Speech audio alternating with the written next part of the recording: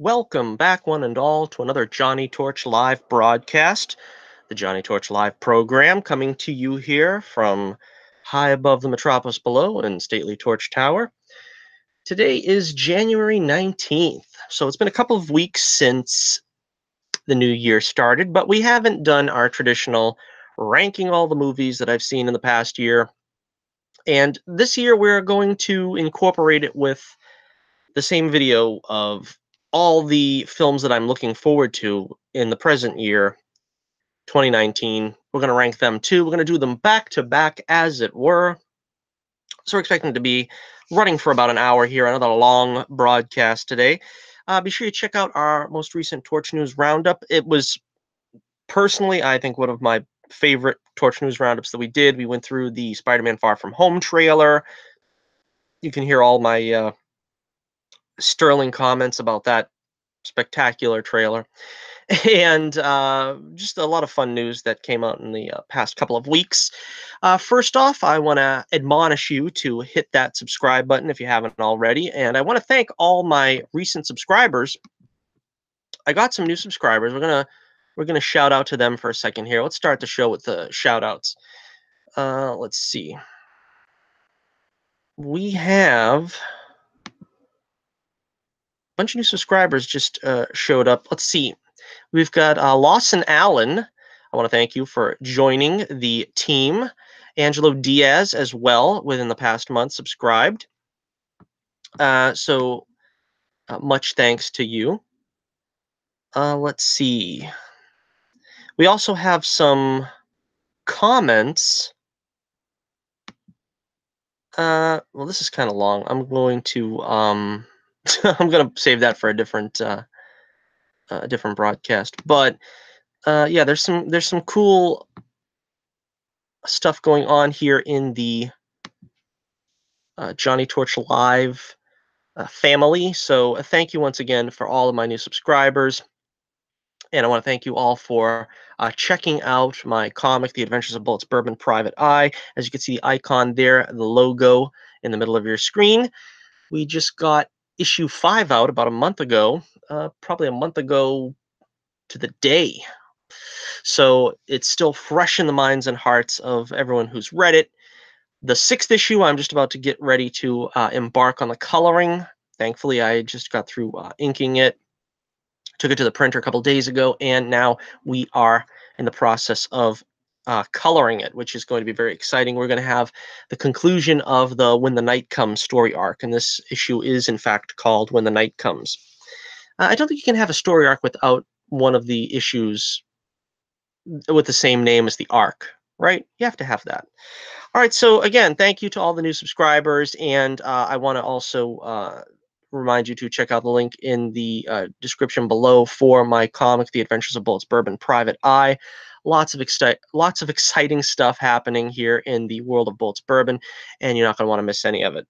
We also have my Twitter page and the link in the description below. You can also check out to have the current ongoings of the book, as I'll be tweeting them out as it happens with what I call Bullets Bulletins to keep you abreast, so to speak, of the happenings. So with all that out of the way, let us embark on the broadcast proper. Here, we're going to start with the top 7 movies that I've seen this past year. 7 is pretty good. 7 is a lot. And we are going to rank them in the order from least to best, although I do have to say, I don't think there was a bad movie among any of the ones that I've seen this year. They were all quite good. And I was very pleased with them all in one regard or another. So just get that out of the way so it doesn't sound like the last one is particularly bad. All right, in 7th place, from the movies that I've seen in 2018, Black Panther. Yes, Black Panther. I think the hype on this one died way down. I think if you were to say that this was the the least of the films of the past year, you probably, if you were to say that in, like, say, I don't know, March, April, you would probably get shouted down. But I think the hype for this one was like a little too high, and people are starting to come around to it now that it's just a good, solid movie. It's a good, solid MCU movie. I take nothing away from it, but to me, it's just a good, solid MCU movie. It's not this, top 10 greatest of all time superhero movies. Some great performances, though. Chadwick Boseman, I think, did a fantastic job. I can't see anybody else playing T'Challa, to be totally honest with you. Of course, Michael B. Jordan as Killmonger, one of the most powerful performances in a superhero movie, let alone an MCU film, which was very, very good. Let's see, Ulysses Claw. It was great to see Andy Serkis getting a little bit of the spotlight here. Spoilers, but I'm disappointed that they kind of did away with him, halfway through the movie, and there's nothing really else they're going to do with them, I guess. Never say never. But yeah, Martin Freeman, Lupita Nyong'o, they were all great. Great cast. But it felt to me sort of like the prototypical superhero origin movie, done well. Not really anything spectacular to make it stand out, personally, to me. But yeah, still a great movie.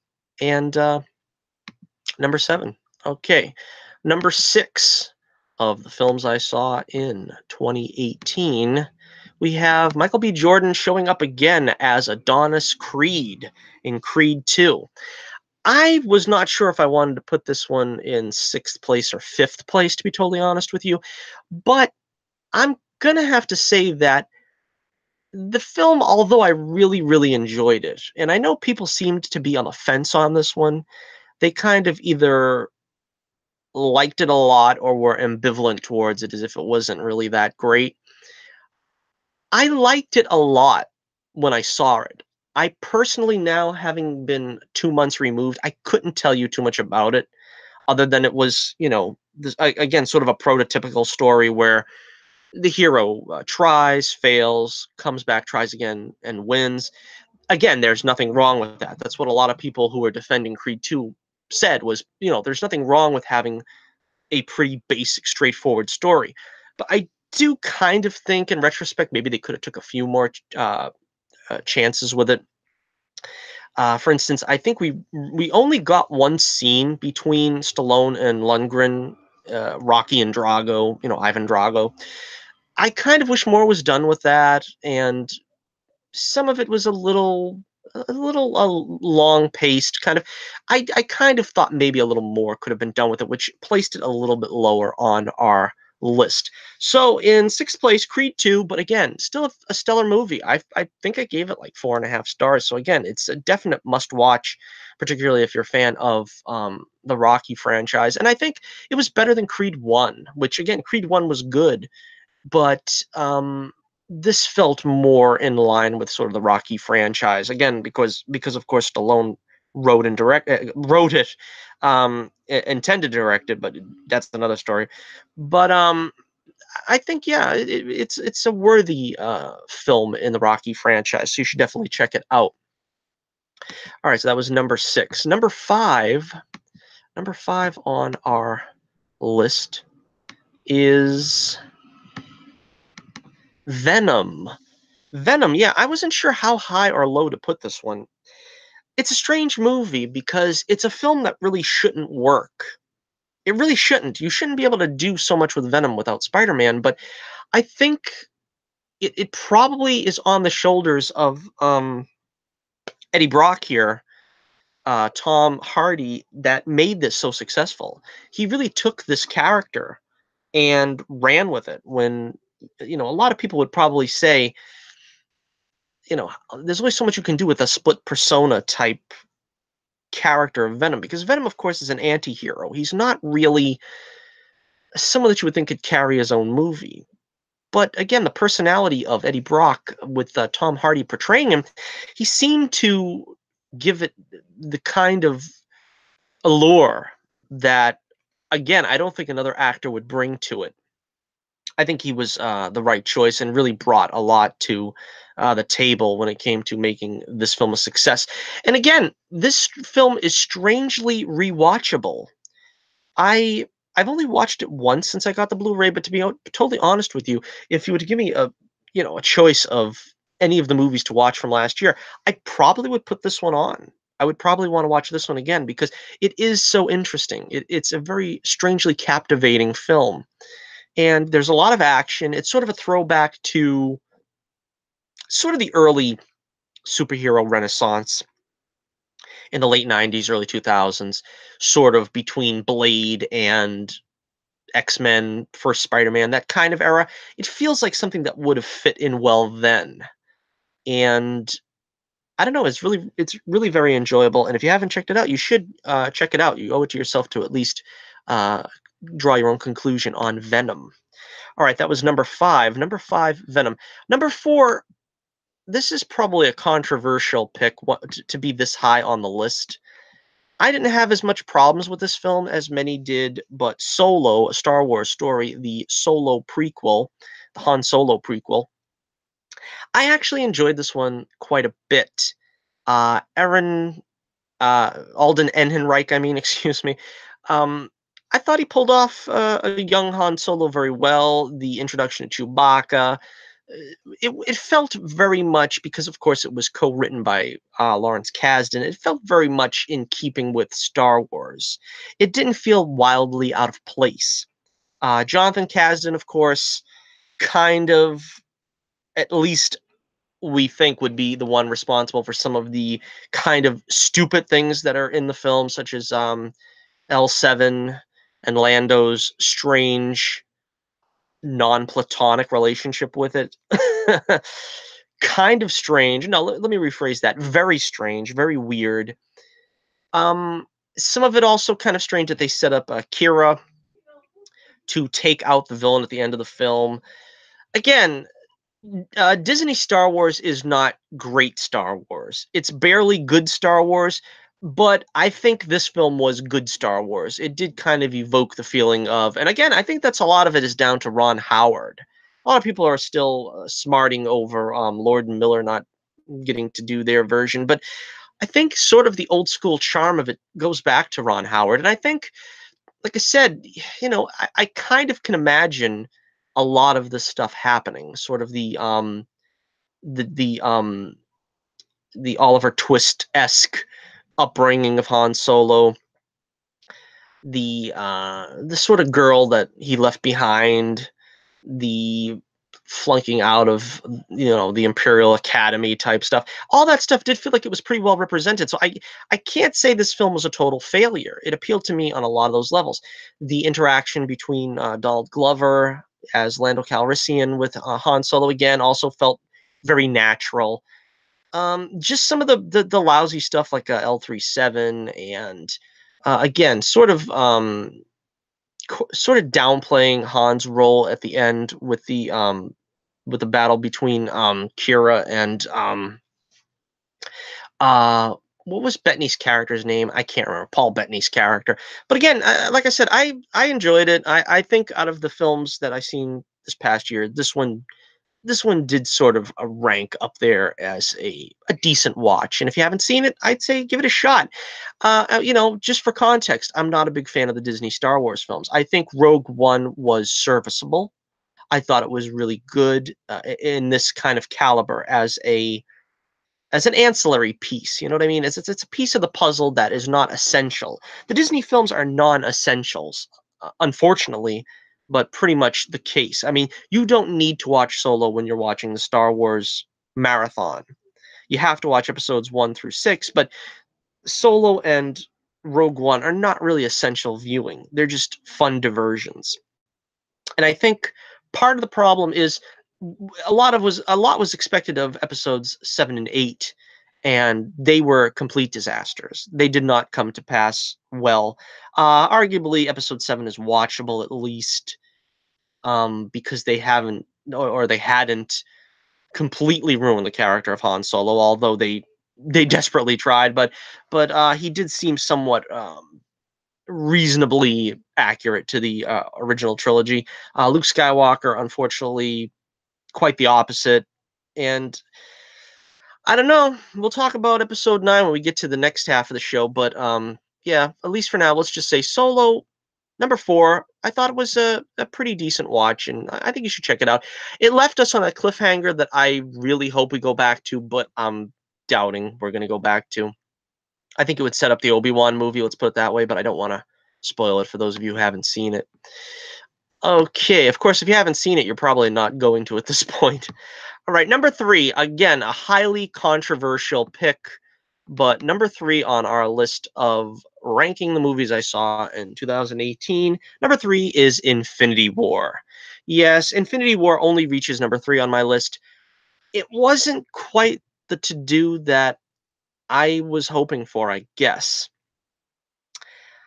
Parts of it were very good. When I was watching it again, I got caught up on how exciting a movie it is. It's a lot of fun because they did accomplish something in that they put all the heroes basically from the past 10 years worth of films in one movie, and it feels natural and it doesn't really feel rushed. We got the whole battle in Wakanda, so Wakanda's represented. We got the Guardians of the Galaxy stepping in. We've got all the solo film heroes such as Cap, Thor, Iron Man, and of course the sort of sidekicks, dare I say sidekicks, but Black Widow, Bucky Barnes, War Machine, Vision, and Wanda. So it was an accomplishment in that way, in that style of trying to get everybody in and giving them something to do. My favorite parts were probably the Iron Man Doctor Strange dynamic. That was a lot of fun. Uh, Thanos as a villain, again, I kind of miss the original incarnation of Thanos that wanted to court death and had a love affair with death and was trying to impress death. Here they made him sort of a, I don't know, sort of a Ra's al Ghul, sort of trying to create balance and harmony on the earth and in the galaxy. I don't know. I didn't buy it as much. It didn't work for me as well. And again, there were some things that are inherent in the MCU that I don't like that were represented here. The flaws, such as Spider-Man sort of being the Iron Man sidekick. Didn't like that in Homecoming. I still don't like it here. And it was one thing to have that in Civil War as sort of the debut of Spider-Man under Iron Man's wing. But at this point, still having him be sort of, you know, dare I say, with a puppy love for Iron Man, Spider-Man, it's just denigrating the character, in my opinion. Just not happy with that. And also, my favorite character of all, the Incredible Hulk, got the shaft royally. I am not very pleased with Mark Ruffalo's portrayal to begin with. I truly would, in my heart of hearts, say Ed Norton. I wish he stayed in the role, but at least Mark Ruffalo was good in Avengers. And slowly after that, partially due to bad writing, but his performance diminished, and the overall appearance of the character is diminished to me. Hulk is now, hiding, and Banner actively wants to call him out, which is some things that I think are anathema to the character. I don't see that as something, as a longtime Hulk fan, that is appealing to me. I did think there was a ray of light in Thor Ragnarok, that they kind of made the Hulk a little more like the comic, where he was represented a lot more, a lot better. Uh, Again, Ruffalo's Banner, I just can't buy him as one of the MCU's top three smartest people. I mean, you've got Tony Stark, you've got Banner, you've got Shuri. That they're kind of the big brains of the MCU. I don't really see. I don't know. I don't really see Ruffalo's portrayal convincing me of that he's one of the greatest minds of the MCU. But anyway, it also kind of rubbed me wrong that they left us on a cliffhanger that was woefully incomplete. They didn't really leave us with any hope, which I think you need to do that. I mean, in Wrath of Khan, you're left with a glimmer of hope at the end of that movie. In The Empire Strikes Back, you're left with a glimmer of hope. With with uh with Infinity War, you're kind of left leaving on a dirge. You know what I mean? You're leaving, walking out somberly as if it were a funeral. And, quite literally it was. And you could say the same thing about, as I said, Wrath of Khan and Empire Strikes Back, but you didn't leave with a dirge. They left you with an outlet of hope. And there's no outlet of hope here. It kind of also just made me feel that, there's just a great big huge to be continued stamped at the end of it. It didn't feel like its own piece. And we're going to have to see how that works out next year. All right, here comes, so that's a controversial pick, but number 3, Infinity War. Now here's the interesting subject. What's going to be number 1? What's going to be number 2? Number two, I didn't see this last year. As a matter of fact, I seen it about a week ago. Aquaman. Aquaman makes it to number 2. Now, it was kind of touch and go for me because I had just seen Aquaman last week. And I really haven't had time to let the film wash over me, pun intended. I really love what, pun intended, I really love what James Wan did with this movie. I really love the cast. They all looked great, and the costumes were spectacular. The special effects were wonderful. But again, this is another situation where I probably would need to envelop myself in this film a little bit more because it kind of left me with the impression of it's serviceable. I think this is what a lot of critics were complaining about maybe when they would sort of not give it high marks because for all its great you know accomplishments, I think it kind of felt like we were waiting on a better story. I think probably the sequel will be better with Black Manta as the main protagonist. Here he's sort of an introductory character, and we got sort of a arc with Orm that he was sort of just ushered away at the end of the conflict. It kind of feels again like Infinity War where it's an incomplete story or it's sort of more the building block for a better story. So while they did give us a great and a complete story, I do think that there's room to improve in the next film, and that's kind of where I am with this. I kind of feel like there is a better movie about Aquaman that's going to be made, but we've got the first chapter of it here. So I think that's kind of the reason why I backed off from making this the number 1 film, and I thought about it long and hard. Again, once I get the DVD or Blu-ray or whatever, I could change my mind on this one. But as it stands now, having just seen it once, I think I'm probably going to keep this one in second place. Even Amber Heard is not going to be able to persuade me otherwise, much to my chagrin. But there you go. Number 2, we have Aquaman. Again, check out my review of Aquaman. It's one of my more recent videos, and you can find it probably to the side of this video right now. But I really enjoyed it a lot, and I think if I remember correctly, gave it 5 stars because it is pretty much everything you wanted in an Aquaman movie. They didn't leave anything out. They didn't leave anything undone. But I'm going to have to say that my favorite movie of last year, I think I'm going to actually have to say this, and it's going to be very controversial. It's going to be very controversial, but my favorite movie of last year, 2018, is going to be Ant-Man and the Wasp. Ant-Man and the Wasp. Surprisingly, I don't know. I was looking forward to this movie a lot, much more than everybody else, I think, because I liked the original Ant-Man movie, but I have to say that it wasn't spectacular to me. I mean, it's another one of those cases where, like we're talking about Aquaman and Black Panther, where it feels like it's uh, everything you want in a film about the character. It's serviceable, but they really didn't take it to another level. And I kind of feel like they took it to that other level here in Ant-Man and the Wasp. This movie is, in fact, everything I wanted to see in an Ant-Man movie. First one was just the appetizer. This one, you get the full main course. You've got Ant-Man back, Scott Lang back. You have Evangeline Lilly finally able to don a Wasp costume, and we have the Wasp in this, so we get to see Ant-Man and the Wasp as the title suggests, as our co-protagonists. We get to see Hank Pym, Michael Douglas, returning in his own suit and going after the original Janet Van Dyne, the original Wasp, Janet Van Dyne.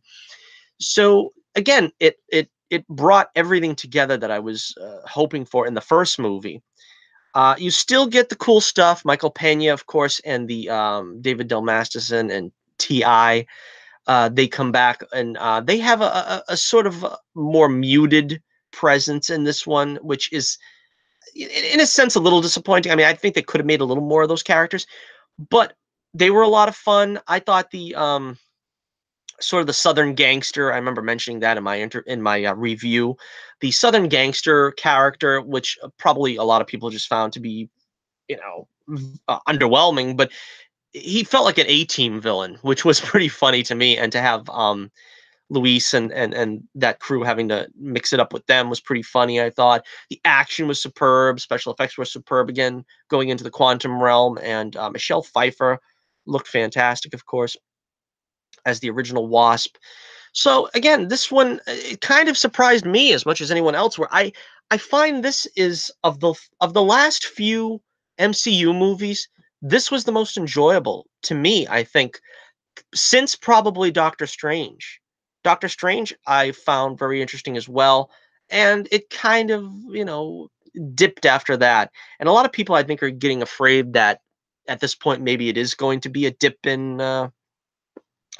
A sort of diminished returns, let's put it that way, um, in the MCU movies. But again, they didn't have Scott as a complete screw up, which I thought was also beneficial. In the first film, I thought he was way too much of a screw up, and that was kind of disappointing to me. And of course, he was in Civil War, came off a little bit better in that one, and then this one he did feel a lot more uh, well, for lack of a better term, heroic. I wouldn't say that he wasn't heroic in the previous films, but you did kind of feel like he could carry his weight in this one. Just briefly want to touch on the villain, Ghost. Ghost, I thought was also a very good villain because, as I said in my original review as well, Ghost is interesting in that she's not a pure villain. Her problem is that she's going to fade from existence. And self-preservation is a great motivator to do some pretty bad stuff. And I really liked that aspect of it. I really liked seeing that she was ruthless because she wanted to stay alive. And that's pretty much the only reason why she was willing to do everything that she did. Although, of course, she really didn't end up doing anything too bad. And that was, I think, another thing I liked about the film was the fact that it didn't have to be all grim and dark and the cost is high. Sometimes it's nice to just see a movie where everything works out right at the end. And nobody got hurt, nobody ended up getting killed. Um, Hope's mom was found safe and sound, and they're reunited, and Luis and the guys are all right. And it's just nice to be able to end the movie. Scott didn't end up getting in trouble again with the FBI. It's just nice to be able to end the movie without feeling like there's some horrible consequences and some weight hanging over their head that inevitably is going to catch up with them. Everybody got off, clean and clean as a whistle. So that was probably another reason why it was enjoyable. It had the time bomb aspect. It was a ticking time bomb. Scott had to keep getting back and checking in with the FBI and all that stuff. It just felt like you put the investment in there and you feel like it was successful investment. You know what I mean? It didn't feel like, well, the bomb's going to go off anyway and all that was for nothing. I mean, he did end up emerging victorious. So there we have it. Once again, let's see. We will list from 7 to 1 the top 7 movies I've seen in 2018 and how I rank them. Number 7, Black Panther. Number 6, Creed 2. Number 5, Venom. Number 4, Solo, A Star Wars Story. Number 3, Avengers Infinity War. Number 2, Aquaman. And number 1, the number 1 movie of last year in my book, Ant-Man and the Wasp. So, alrighty, that was exciting indeed. We will pause for 10 seconds for me to have a sip of a little H2O. Bottoms up if you want to drink along with Johnny. Okay.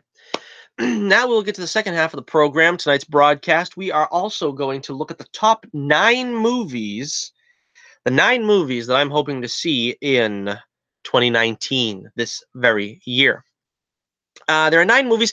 I'm not promising I'm going to see all of them because honestly, the last 3 on this list I might not even go see. But I'm pretty sure at least 6 of these I'm going to go see. So we will start here with number 9. Number 9 of the most anticipated movies of 2019, as chosen by yours truly.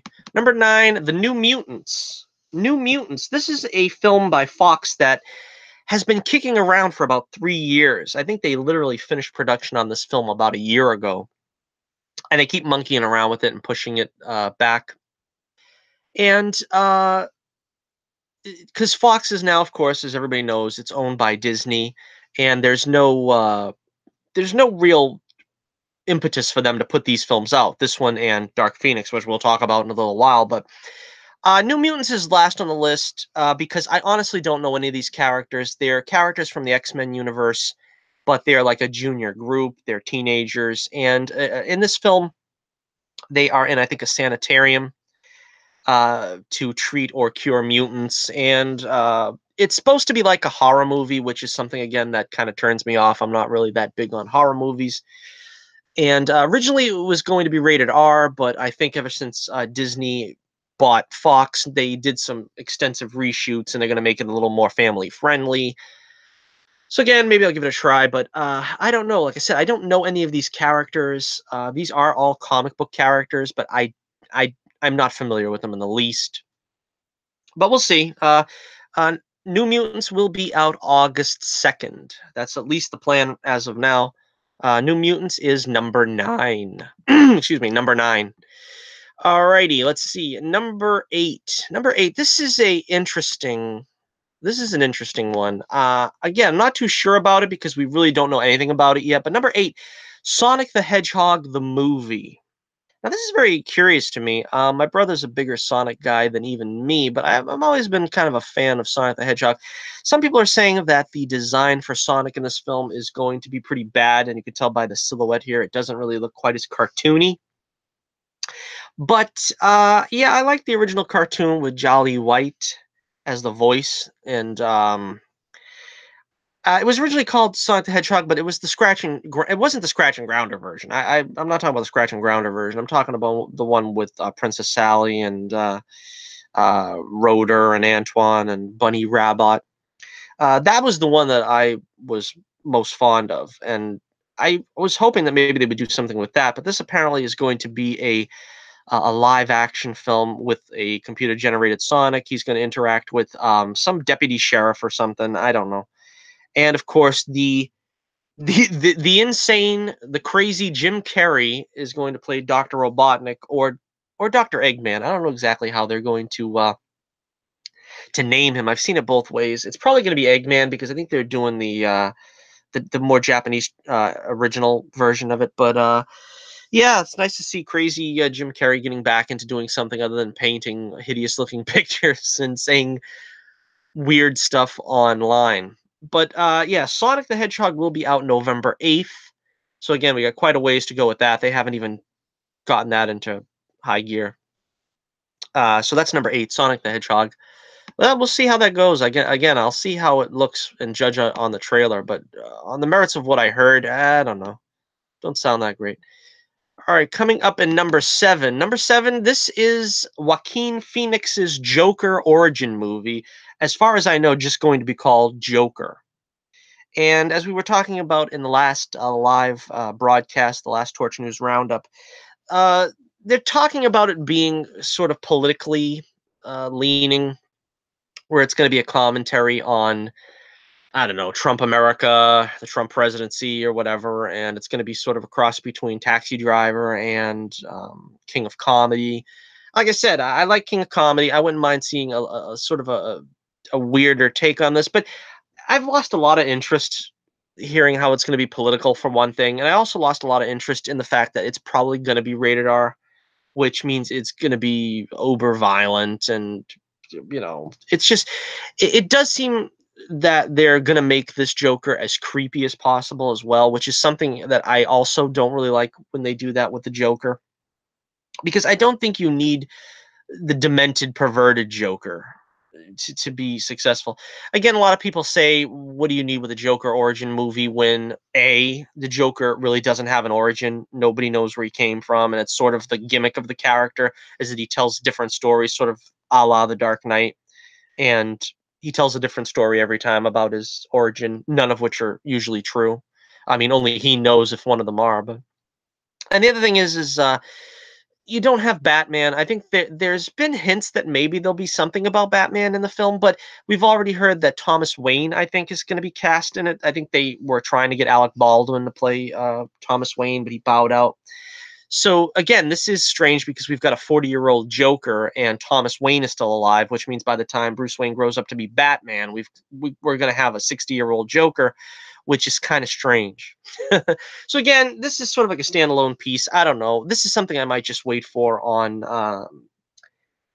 Netflix or something. I don't know. I don't know. We'll see how it goes when we finally see a trailer or some reviews of it. But Joker is going to be out October 4th, just in time for Halloween. So get your face smeared with makeup and get ready for Joker. All right, that's number 7. Now we're getting into the ones that are probably more likely that I'm going to see. This one I'm probably going to see against my own will. I'm going to see this one against my better judgment because I know everybody's going to want to see it, but I don't even know if I can't bring myself through this anymore. I can't put myself through this anymore.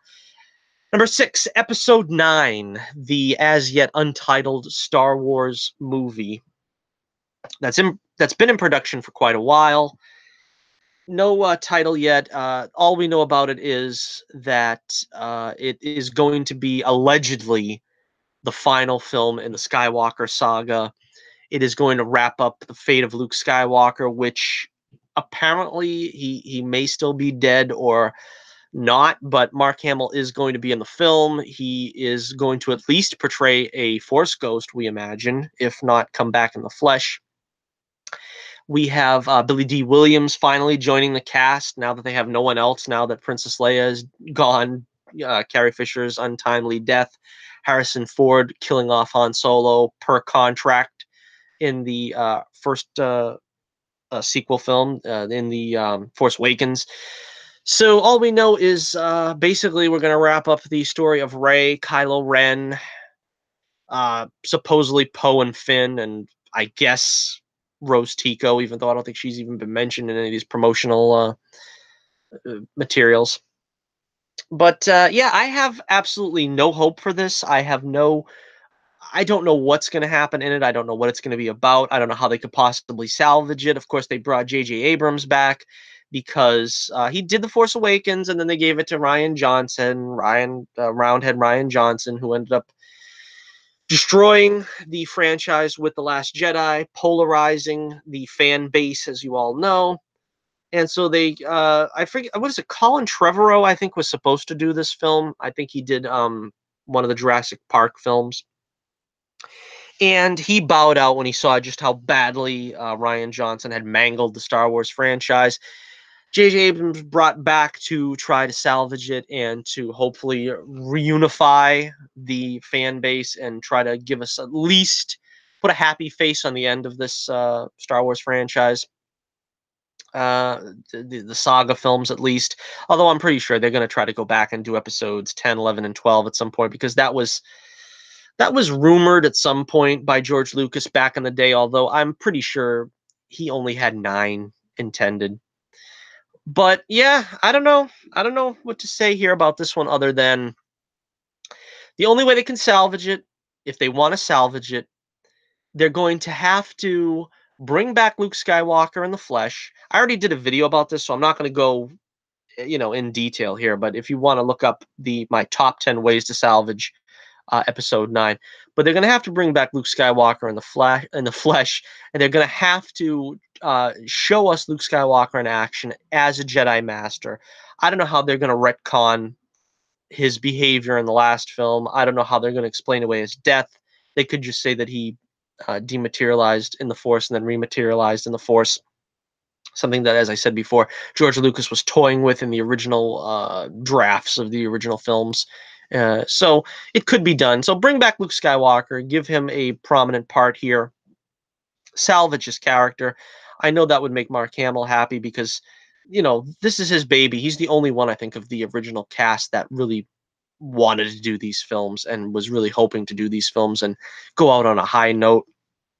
I think Billy D. Williams also, of course, really wanted to do it, but I don't understand why they waited so long to bring him back. So yeah, I'm probably going to see this one. I think I'm going to try to hold off on it as long as possible, to be totally honest, unless I hear some like tremendous news where if the trailer blows us away.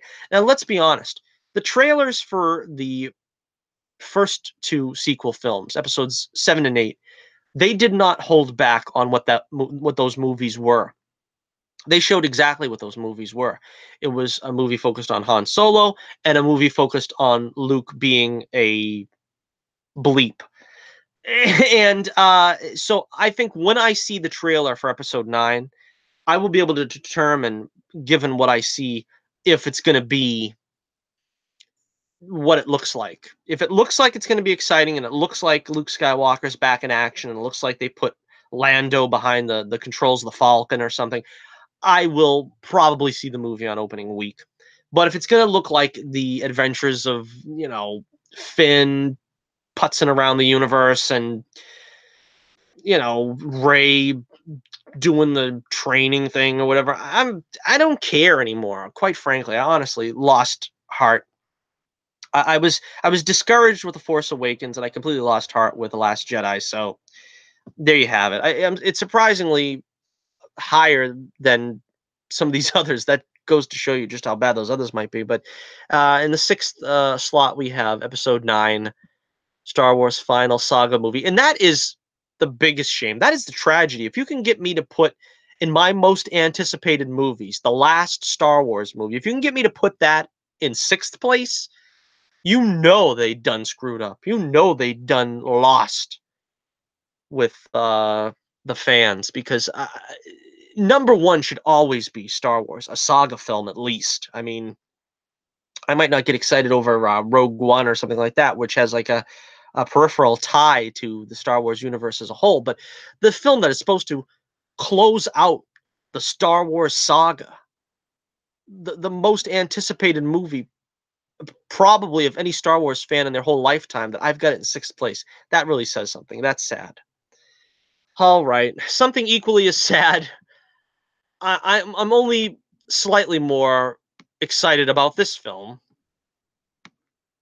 and again, it wouldn't be me if I didn't forget something.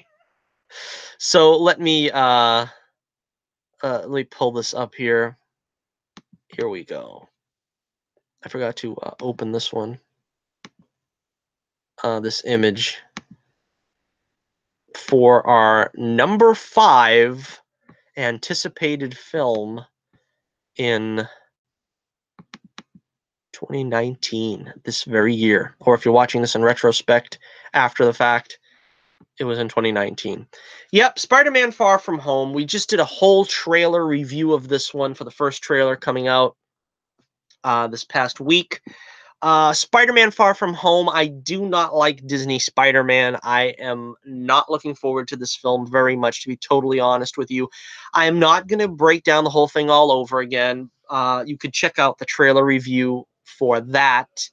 The thumbnail has this picture as well, so you should be able to find it pretty easily on my channel. But put simply, I'm not really a fan of what Disney's done with Spider-Man, what the MCU's done with Spider-Man. I honestly think that Kevin Feige dropped the ball big time with this one. The complete disrespect of Ben Parker in these films is embarrassing to Spider-Man. It's embarrassing to the character. Stop embarrassing Spider-Man by not mentioning frickin' Uncle Ben. Okay? Oh, man. And again, I love Tom Holland. He seems like a right guy. I like the way he plays Spider-Man. I love the way he plays Peter Parker as well. But he is not enough to save these movies. They're a Disney Channel sitcom. There is nothing about these films that feels like Spider-Man in any way, shape, or form. They saddle him with a sidekick in Ned Leeds. Ned freaking Leeds, who is he? He was a red herring in the Hobgoblin story. He was the guy that ended up with Pete's first girlfriend. I mean, he's not really an interesting character to begin with in the lore, and they just assigned him to, you know, this movie as a Genki substitute. I don't know. It just makes no sense. Then we've got hot Aunt May. Aunt May should never be hot. I don't understand what they're thinking with this. I mean, you want to make Aunt May younger because that was originally the idea. I thought it was you want to make Aunt May younger. You want to say, okay, we're going to start with Pete in high school. Obviously, if Aunt May is like 76 years old and Pete's in high school, then, you know, by the time we have college age Peter, she's going to be like a doddering 84-year-old or something. Let's make her a little bit younger. Okay, but a little bit younger is like maybe 65, not like whatever. I don't know how old Marissa Tomei is. What is she, like 52, 54? Let's even say 55. An Aunt May that's younger than 60 years old is too young. Aunt May has to be at least 65 years old.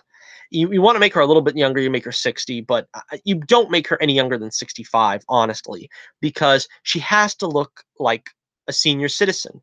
She cannot look like, that was the whole concept of Aunt May, is that she's an older woman. She is frail, she's sickly. She is someone that Peter has to be concerned about. They kind of want to take that soap opera thing off of Peter Parker. I don't know why. That was part of the charm of the comics, was you have Pete always worried about Aunt May, and Aunt May being the only one he has left to depend on. It's very strange.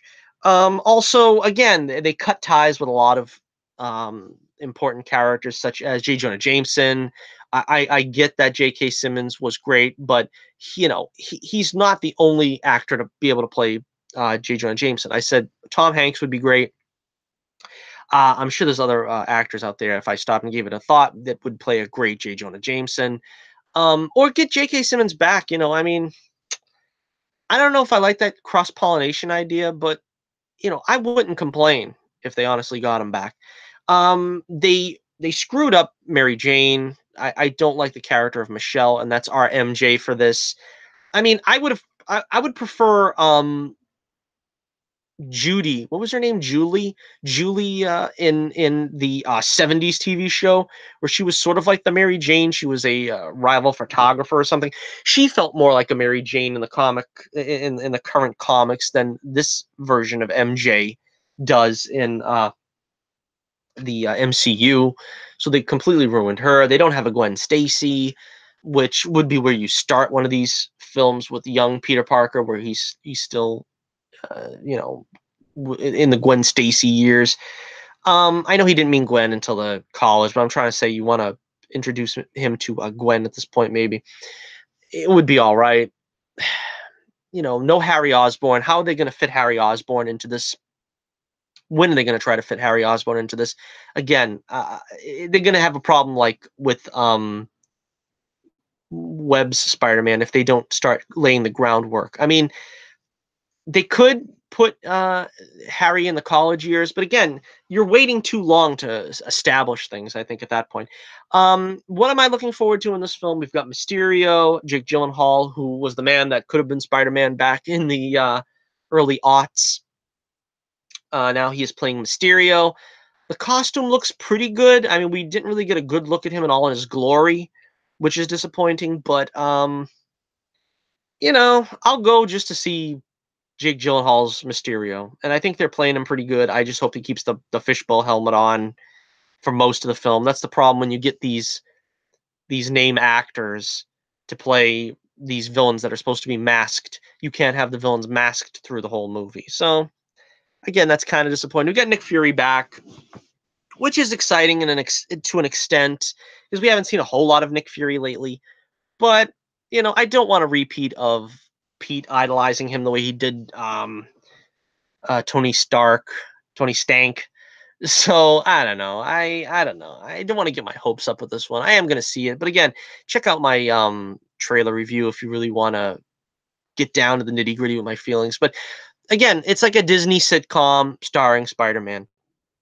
This is sort of like what they did to the Incredible Hulk in the 70s. They took the character of Banner, changed his first name, but basically just kept the character of Banner as a scientist, changed everything else, and just had the fundamentals of a man changing into a monster, and that the man that turned into the monster looked relatively like the comic. And I'm saying this as a big Hulk TV show fan. That was my earliest memory, and that's my favorite. That's what started me as being a comic book fan. That's one of my favorite shows, The Incredible Hulk. But basically, at this point, we shouldn't be going backwards. We shouldn't be just taking the character and keeping the name the same, and then just changing all the things around the character. That's just not going to work.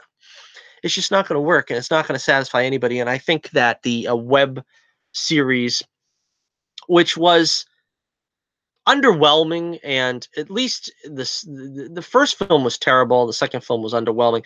The second film is starting to look a lot better compared to this this franchise, to be totally honest with you. And I'm starting to wonder if Webb's series isn't going to be just the blip on the map of Spider-Man, but whether it's going to be signaling the beginning of the end, and how we really don't have a good Spider-Man franchise. So I don't know. We'll see. Anyhow, that's number 5, Spider-Man Far From Home. That will be out July 5th. Okay, so next up we got number 4. Number 4 we have, let's see, Captain Marvel. Captain Marvel. Now this is kind of a controversial pick, because a lot of people are complaining about this film, and I still say I don't see what there is to complain about yet. If you got something to complain about it after you've seen the movie. It's basically all about nobody is a big fan of Brie Larson as a person, I think, is what part of it is. A lot of fans feel that she rubs them the wrong way, I think, and she doesn't smile and all this. I don't really get it. I don't get these complaints. I think that a lot of it is fear that this is going to be the first SJW superhero film, because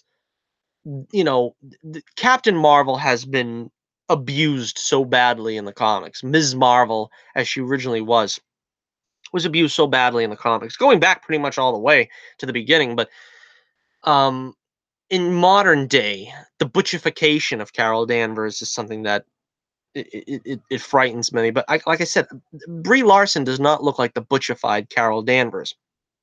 But they think that there's going to be a lot of SJW platitudes, which there's going to be some. I mean, that's like going to see Black Panther and expecting them not to do some SJW platitudes in that, and they did, and it's fine. I'm not going to hate it. But as long as they don't beat you over the head with it, which, again, I don't think they did with Black Panther. I think with Spider-Man Homecoming, it was more in your face and disappointing, and I always say that I think SJW leanings, if you want to put it that way, began with Homecoming. That's the one I think that kind of set the table for something like this. I don't know. I won't know if Captain Marvel has that trait until I've seen it. I mean, just seeing the word hero and then taking the O away or something is not going to set me off and trigger me as if something terrible is happening to this film. They're going to market it as their first. They're going to market it as their first female solo superhero movie, because it is. You really can't. They want to compare this to Wonder Woman. They want this to be their Wonder Woman, Marvel. So you're going to have to allow them their moment of putting it in people's faces that this is a female-led movie. It's a female-directed movie. There's 2 directors, one's a male, but they're going to try to get their PR with that. And if you don't like that, then you're in for a long and tedious road ahead. But again, I'm going to wait until I see the movie to be concerned about that. I am very interested in this movie. My only fear about this movie is it does look pretty generic. I think what I'm going to find in this film is going to be the same as I did in Black Panther, which is it's going to be the perfect movie about the character. You're going to find out everything you want to know about Carol Danvers, and you're going to feel that you've been on a journey with Carol Danvers and seeing her become Captain Marvel. But it's not going to be this top 10 greatest superhero movie film. It's not going to be up there with Avengers and Superman and Spider-Man and all the classics. It's just going to be a solid entry. it's just going to be a great origin film for this character. That's what I'm expecting. So I'm not expecting a whole lot, and I think I'm going to get what I'm expecting from this film. So yeah, that's it. Number 4, Captain Marvel. I got my fingers crossed for this one. This one comes out March 8th. March 8th. So not too far away from now. We'll find out about this. It's only about a month and a half away now. All right, number 3. Now we're getting into the top 3. These are the ones I'm really, really looking forward to. I'm really, truly looking forward to. The other Captain Marvel, otherwise known as Shazam. Shazam. This is, I crack up with this photo all the time. I see this picture of Zachary Levi. Cracks me up. But again, I was kind of down on the trailer on this one, as well as I'm not sure that I don't know if this one's going to blow me away like I'm hoping it will. I think it's going to be probably on par with Aquaman and Wonder Woman as sort of, you know, like we were talking about, the best they could do with their hero. He's going to be represented really well. But the tone, I don't know if it's just going to be all goofy all the way through. Again, I expect it to be a little more goofy because it's going to be sort of a kid's film, from the perspective of a kid, because the kid is the protagonist is a kid. So yeah, I mean, it could be that. It could be underwhelming on that basis, but it looks like, again, they're doing the costume exactly like a full representation of the original drawing, the original artwork. It looks like they got their head on right with this one. Zachary Levi, like I said, I like the kid. He's pretty good. I watched Chuck like everyone else, and I think he can play this sort of kind of man boyish goof type character, and hopefully by the end he will sort of embody what we all hope from Shazam slash Captain Marvel, because you know I don't know that Shazam is that goofy a character. That's the only thing I'm concerned about. That gives me a little pause. And I don't know if they're going to stumble into the same problem with as they did with all their superhero films. You sort of don't start with the main villain. Like for instance, Aquaman, they tried to placate the fans by giving us a Black Manta origin, but he only had one real action scene against Aquaman. But we got the groundwork laid. Now here we got Dr. Sylvana, which of course I don't think he's going to be too much of a threat. He's sort of the preamble to Black Adam, which of course The Rock has been promising that he'll be doing this character for ages. Now I'm guessing maybe we'll do a post-credit tag where we see the beginnings of Black Adam, but this film is basically just going to be the comedy that's going to, it's going to revolve around Dr. Sylvana as the villain. We're not going to really get into too much shenanigans, I don't think. And again, they're doing that with all the films. They did that with Wonder Woman, where Cheetah was she's sort of the main villain of Wonder Woman. I don't care what anybody says, and she's saved for the sequel. They had that idea with Green Lantern, where they saved Sinestro for the sequel. Of course, it never happened, but hopefully we'll still get that Green Lantern movie, even if it's not a sequel to the Ryan Reynolds one. I personally think they can go back and make it a sequel. There are a few things they'd have to soft reboot, I guess, if they did that. I think they had Amanda Waller in that film, and with Suicide Squad being in canon now, we can't have that Amanda Waller. But I don't know. We'll see. All right, so yeah, number 3, Shazam. This movie comes out April 5th. So with one magic word, we'll find out how good that is. Hopefully there's another trailer for that coming out soon, because I'm really looking forward to seeing more of it. All right, let's see. Number 2. This is the big one. Number 2, Dark Phoenix. This should be no surprise to anyone what the number 1 is, but number 2, Dark Phoenix is another film that has been promised for quite some time. It's been continually pushed back. Now it's going to be out June 7th. It was supposed to be out February of this year. Immediately after the trailer was announced, or released, I should say, they changed it and moved it up to June 7th. This film was originally supposed to be out, I believe it was August of last year, August of 2018. But the merger of Fox and Disney, of course, Disney bought Fox. Fox was the one making this film.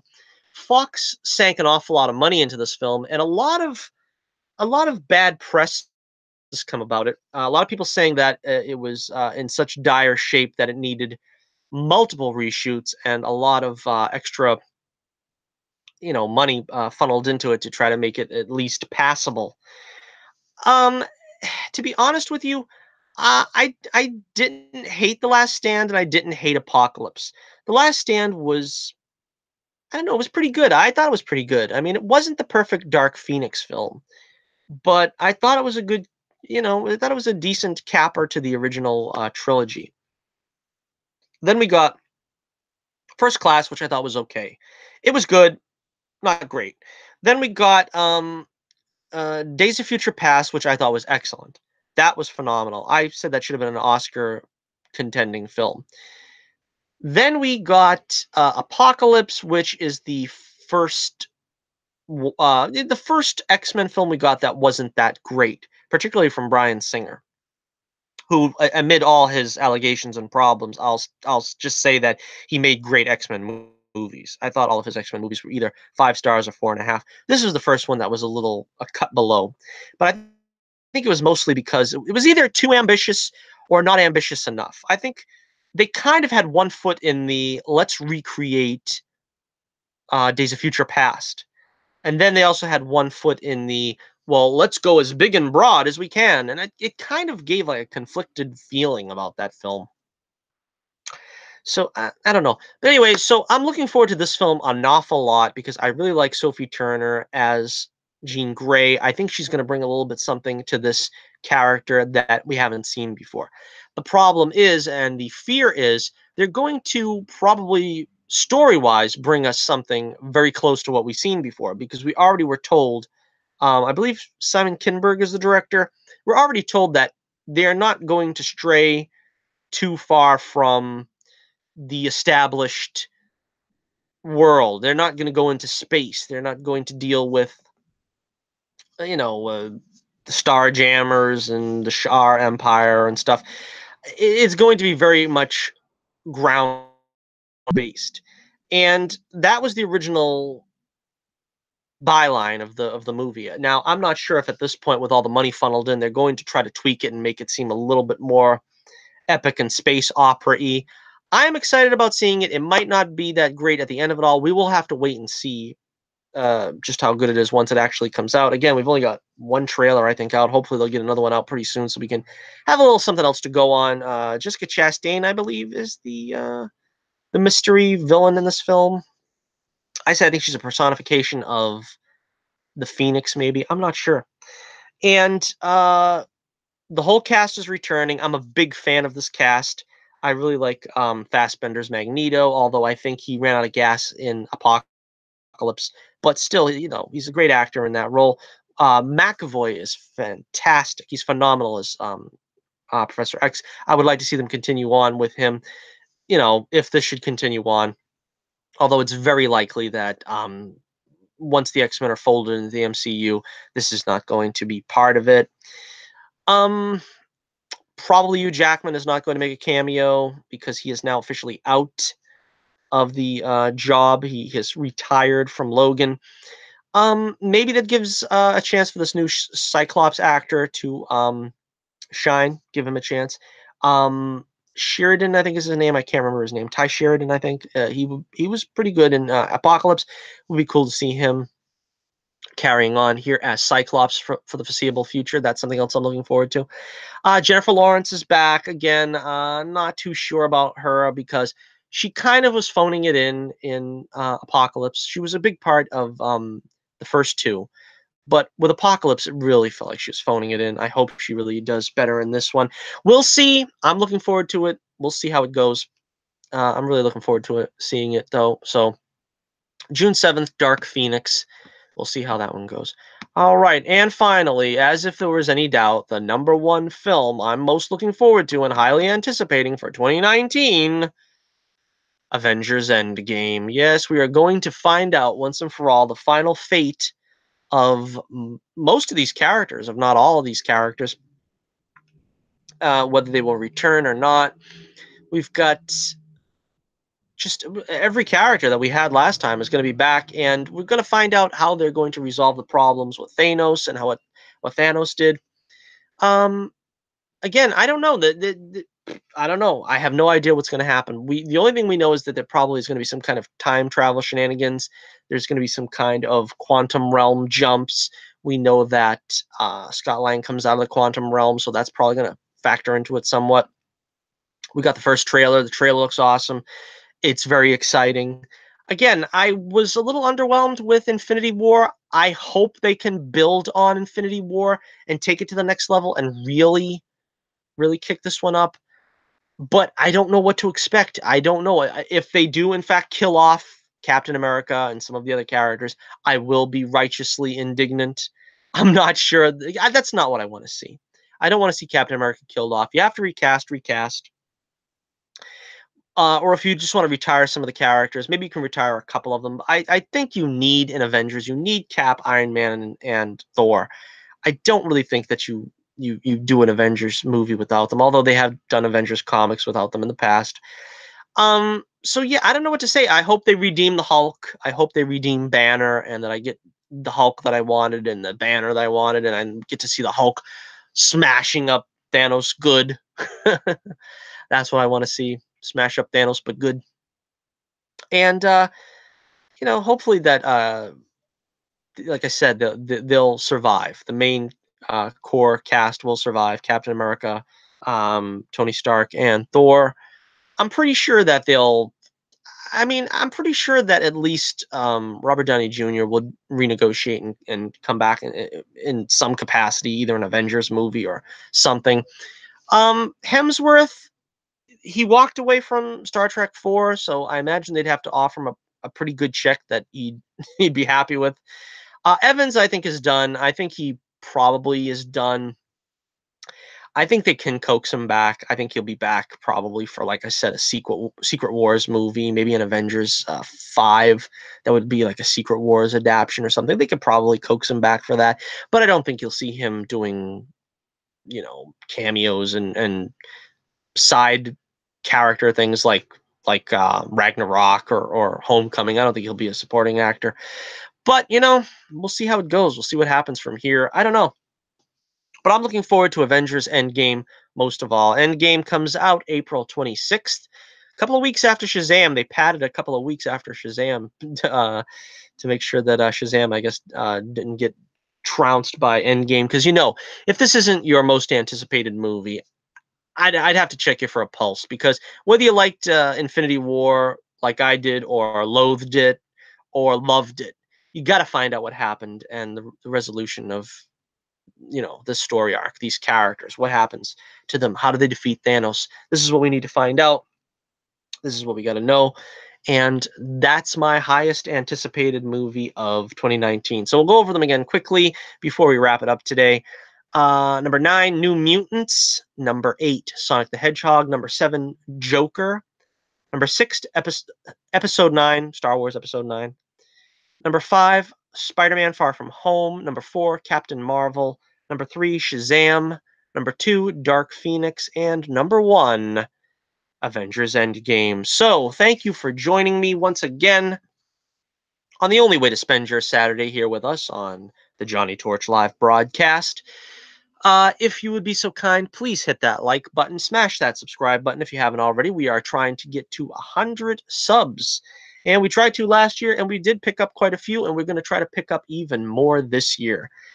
Leave me a comment because I love comments, and I promise next time I am going to read the comments. I've got about 3 of them now, so I will read them on a mailbag. I'll make sure I do a mailbag segment of the next Torch News Roundup. It really wouldn't be fair to do that here like I was going to.